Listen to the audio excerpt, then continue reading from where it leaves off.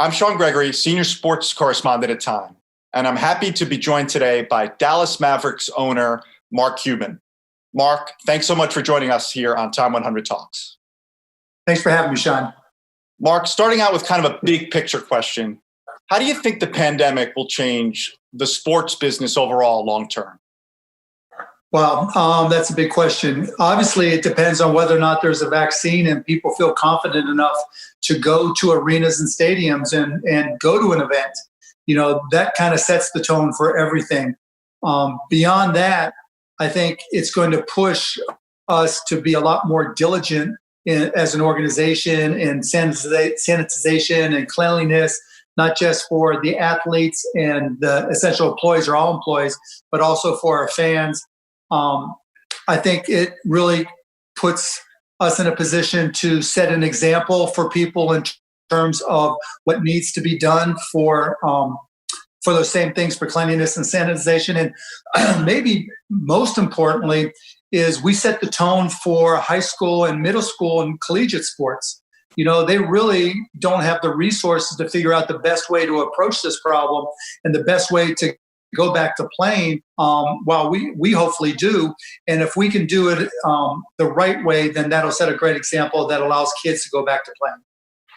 That's really interesting, Mark. You know, on the youth level and high school level, they don't have the same testing capabilities and stuff. So how do you weigh that versus wanting to get kids out and play and restart that whole world? You know, you got to be careful. I mean, you know, again, it comes down to a vaccine. If we have a vaccine that's effective, then we can go back to normal. If we don't, you know, it's really going to be hard to say. I mean, the NBA is a business, so we can quarantine our guys and put them in a position to keep them probably more safe in our NBA bubble environment than they are at home. You know, college can't do that. High school, middle school can't do that. You may see a change in what the primary sports are. I mean, the implications are enormous for, you know, if we don't find a vaccine or a solution. Mark, you're in Texas, which is emerging as one of the epicenters of a potential second wave of COVID-19. Florida, where the NBA is restarting in Orlando, is a state which has seen a record number of COVID-19 cases, including around 10,000 cases on a recent day. How would you describe your level of concern about the restart in Orlando? I mean, it hasn't really increased at all. There's obviously risks, but, you know, each and every day the science improves and the medical response has gotten smarter. I mean, look, the number of cases really just goes to show you, you need to be quarantined, you need to be safe, you need to be diligent, we need to wear a mask and to take the necessary precautions. And that's exactly what we'll do. You know, if the general population in all these cities, including Dallas, had followed those same precautions and hadn't gotten overly confident that this was behind us, we wouldn't be experiencing what we are today. So I think the bubble will make our players safer. But still, is there any sense in your mind that the NBA might have moved too early on this? Oh, no, not at all. No. Again, if it's early, it's not because of the increase in cases, because, you know, it's not like this is going to be a traditional basketball NBA environment where people are just walking into the arena like everything was okay. And, you know, employees of the arena were just doing the old jobs that they were doing in the old ways they were doing it. It'll be completely different. I mean, the amount of interaction between employees of the arena and players and essential personnel, the 37 people each team sends, will probably be zero. You know, there'll be somebody from the NBA who acts as an interface to go between, you know, whoever it is. Those people will be masked up. There'll be every precaution taken. And so it literally will be completely segregated. And Mark, you mentioned earlier, the NBA is a business, sports are a business. And, you know, you hear it, the sports are coming back for the money. I mean, is that fair at all? Is that a fair assessment? Absolutely. I mean, I'd be a hypocrite if I didn't say that had something to do with it. I mean, is it for the money? Yes, that's a big part of it. Is it because our guys are professionals and they want to do their jobs like any other professional in any other industry? Yes, that's a big part of it. Is it because we know that, you know, the American citizenry needs a distraction and wants something to root for and cheer for, and that, you know, professional sports or sports in general, but in particular professional sports, plays a big role and can really improve the mental health of this country? Yes, that plays a role in it as well. Mark, on Friday, NBA Commissioner Adam Silver said a, quote, significant spread of COVID-19 in Orlando may force the cancellation of the restart of the NBA season. What in your mind constitutes significant spread? I mean, I would guess if we can't keep the employees, working, let me rephrase that, working with Disney at Disney World, if they can't keep their employees healthy, then I guess that would indicate that there's enough of a significant spread that we may have issues in terms of how we can continue or not. But our guys it's going to be Hotel California. You check in, but you do not leave, and so there's going to be so many restrictions that my bigger concern is just the mental health of the guys being, if you're going to the finals, that's effectively, 4 months, 114 give or take days of sequestering. And, I think that's a bigger issue than the threat of, a rapid expansion or reaching some level of critical mass in cases in the surrounding area.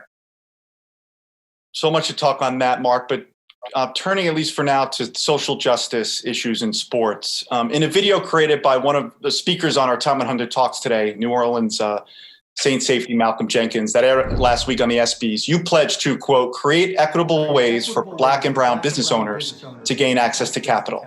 How will you go about doing that?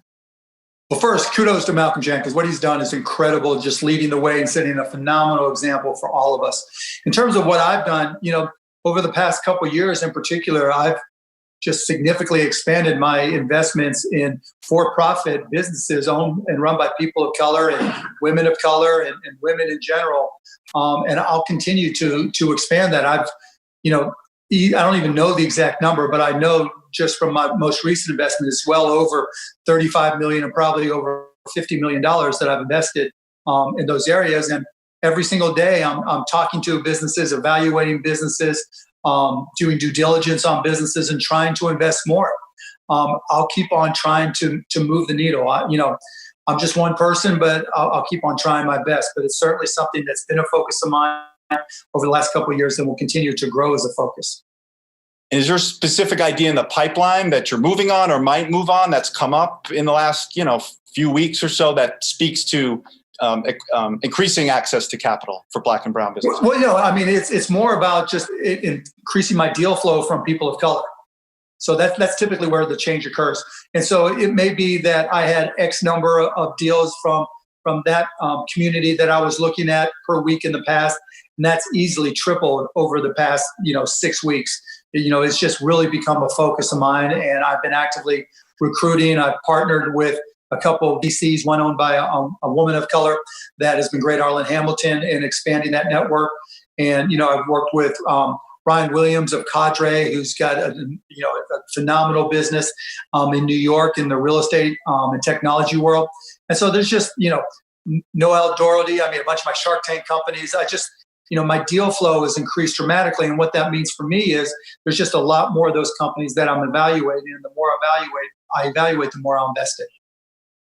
And in the realm of sports and activism, there's a report that came out that there's a potential plan for players to replace the names in the back of their jerseys with social justice slogans. Do you support that plan? Do you anticipate implementing that plan?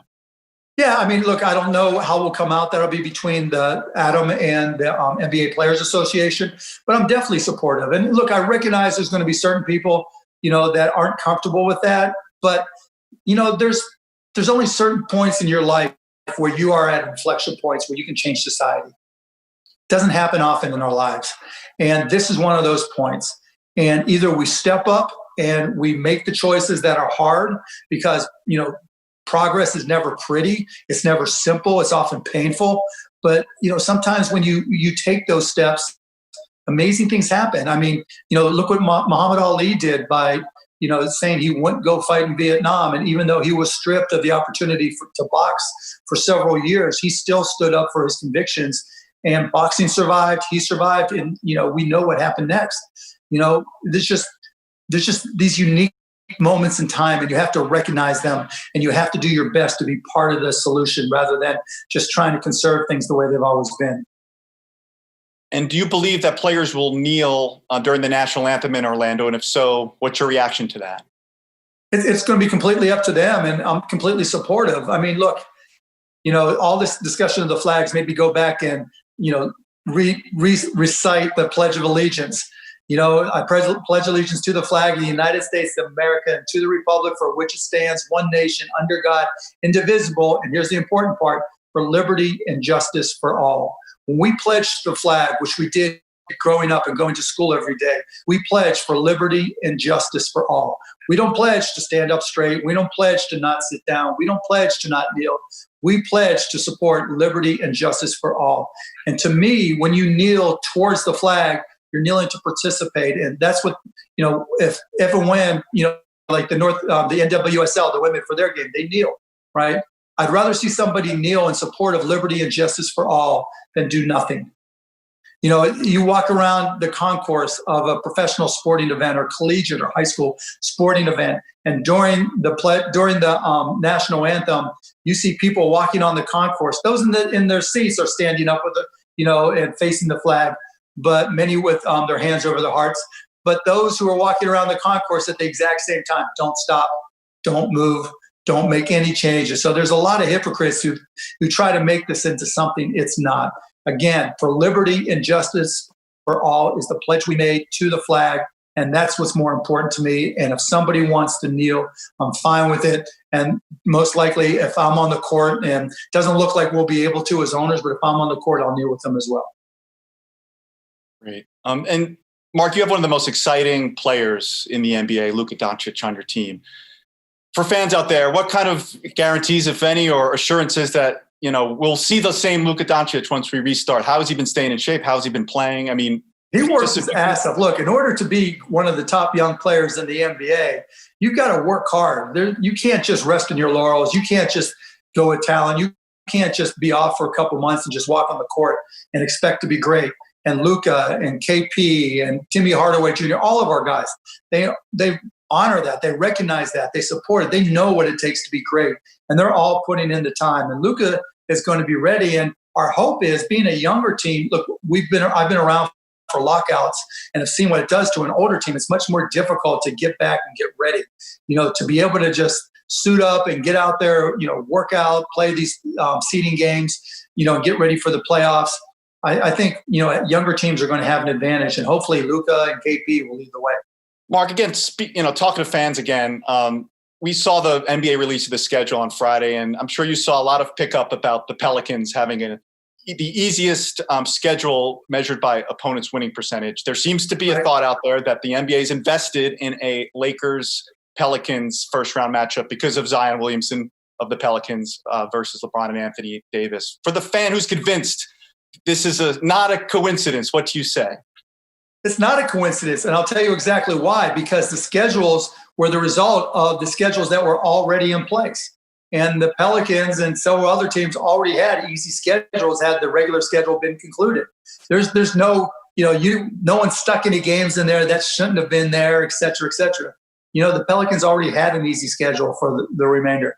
The more curious thing is going to be what happens as we get 3, 4, 5 games into the 8-game seedings, and there's some teams that are eliminated. What happens then? They'll play hard because they're pros, but who will they play, right? Are they going to play the 17th man, or are they going to play their first guy? And look, it's, each team is going to have to make their own decisions. I know the league will certainly encourage them to play their top players, but it's going to be difficult, because it's a chance for the younger players to get needed time. And, what's the level of basketball we can expect after such a long layoff? I mean, there's been guys with different access to facilities and gyms and all that during this quarantine. The 99 lockout, people remember. I don't know. Can we expect the same level of basketball? How do you think that's going to shake out? I think you'll see good basketball, right? I mean, because we have workouts that have been going on for the last 2 weeks, and then we head to Orlando next week. And then from July 7th or 8th, I forget the exact date, we'll have normal practices and some scrimmages leading up to July 30th. So it's 3 weeks plus a little fudge factor, which is kind of like you see with preseason anyways. The harder part is the fact that we play games every other day, and including a back-to-back. And so, there's just a short period of time for those 8 those 8 games. And so it's going to be a lot harder for older teams to sustain play, while younger players are going to be able to sustain it much better. And so that's the bigger issue, going into those first games, because there's so many teams on the bubble, and like the Mavs are within 4 games of the second spot, and only really the Lakers and the Bucks are even somewhat comfortable in their seedings. And so those games are going to be wars, because everybody's fresh, everybody's antsy to play. It's almost like the beginning of a season, right? The games at the beginning of a season are playoff level intensity, because everybody wants to prove that they belong, and everybody wants to prove that they're playoff level teams. And that's what's going to happen here. Those first couple of games are going to be brutal, not because of bad quality, but the exact opposite, because of the intensity is going to be playoff level and then some, because every game is important to every team. There's no days off. And literally, there's no days off. We're talking every other day, including a back-to-back. That's going to be tough. Mark, are you at all worried with no fans in the stands? The TV mics are going to pick up your more boisterous conversations with NBA referees. No, of course not. If they want to mic me up like they used to, I'm happy to. Right? I'm not shy. Let's go for it. Yeah, that's not one of the things I'm worried about at all. I stopped cursing a few years ago. Every now and then there's a GD, but that's about as bad as I get. I mean, I'm as a fan, I want as much trash talk broadcast as possible. Do you support that? Let me just, Sean, I'll add this to it. One of the unknown secrets is sometimes there are practices that are harder than games, because there are guys that they get to know each other so well that they travel, they live with each other, they're best friends, and the competitive level goes through the roof. I mean, people, Luca versus whoever, KP versus whoever, guys talk more. And so I think the intensity level will really surprise people, because there's not fans or anything when they're practicing and playing or scrimmaging internally, but guys talk more. It'll be interesting to see all the little dynamics and how it compares to practice versus how games used to be. And Mark, I just want to close on the health front, the pandemic front, because we're in this surreal time, and there's a lot of concern, a lot of worry. And what initiatives are you taking as the owner of the Mavericks to ensure, as much as you can, that Mavericks players, coaches, team staff, folks around them are as safe as possible? Every single one. Every single precaution that we know to take, we will take. We cut no corners. We do nothing that we think puts the players at risk any more than normal, right? There's no way. I mean, this is a virus that we haven't controlled yet. We haven't contained it. So there's no way that you can offer 100% certainty. That's just the reality. But you can take every precaution. And look, I mean, people have stayed at home, and just because of the people they dealt with, someone's gotten sick. There's no way to offer 100% safety, but every possible thing that we can do, we will do. Great. Mark, I appreciate your time during a very, very busy time. Thanks a lot for joining us on Time 100 Talks. Really, really appreciate it. Anytime, Sean. Thanks for having me.